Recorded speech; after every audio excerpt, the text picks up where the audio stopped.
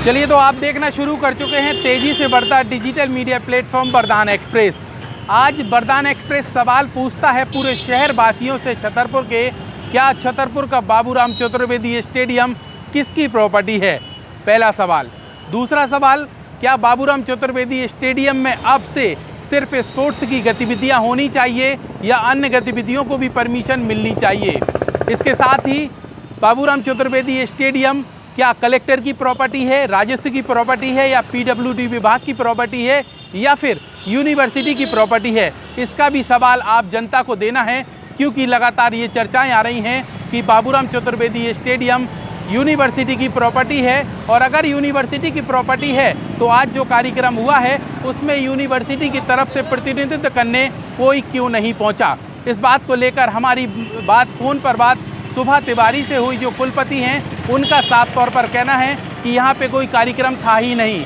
असल में कलेक्टर से लेकर तमाम जनप्रतिनिधि सिर्फ एक निरीक्षण करने के लिए गए हुए थे। अगर ऐसा है तो क्या वो फीता काटने का जो सिलसिला चल रहा था, जो तस्वीरें वरदान एक्सप्रेस आपको दिखा रहा है, वो तस्वीरें क्या कहती हैं?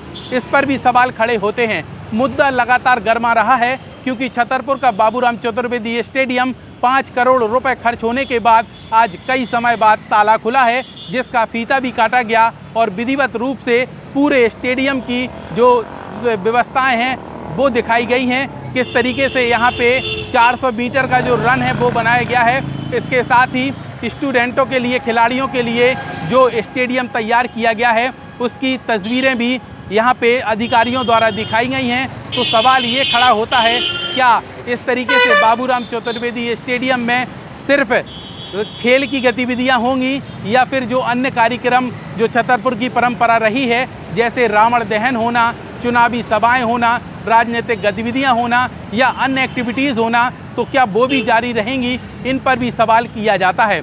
तमाम सवाल हम आप वरदान एक्सप्रेस के माध्यम से आप सभी नगरवासियों से पूछते हैं, क्या छतरपुर में कौन सी गतिविधियां स्टेडियम पर होनी चाहिए, या सिर्फ यहाँ पे स्पोर्ट्स की एक्टिविटीज़ हो? क्योंकि आज जिस तरीके से स्टेडियम के शुभारंभ अवसर पर कुछ स्टूडेंटों ने यहाँ पे बवाल काटा है और ये कहा गया है कि बाबूराम चतुर्वेदी स्टेडियम अब से सिर्फ खेल प्रेमियों के लिए होना चाहिए और अदर एक्टिविटीज़ बंद हो जानी चाहिए। इतना ही नहीं, कुछ ये भी सवाल उठे थे कि बाबूराम चतुर्वेदी स्टेडियम में जो खिलाड़ी पहुंचेंगे उन्हें पास भी लगेगा, पैसा भी लगेगा। तो इस बात में कितनी सच्चाई है, इस बात को लेकर पार्थ जायसवाल ने तस्वीरें भी साफ की हैं। लेकिन हम शहर की सभी जनता से ये सवाल पूछते हैं, क्या ये इस तरीके से जो नियम बनाए गए हैं इसका पालन होना चाहिए, या स्टेडियम को स्वतंत्र कर देना चाहिए उन खिलाड़ियों के लिए, और जो अन्य एक्टिविटीज़ छतरपुर शहर में होती रही हैं उसके लिए क्या दूसरा स्थान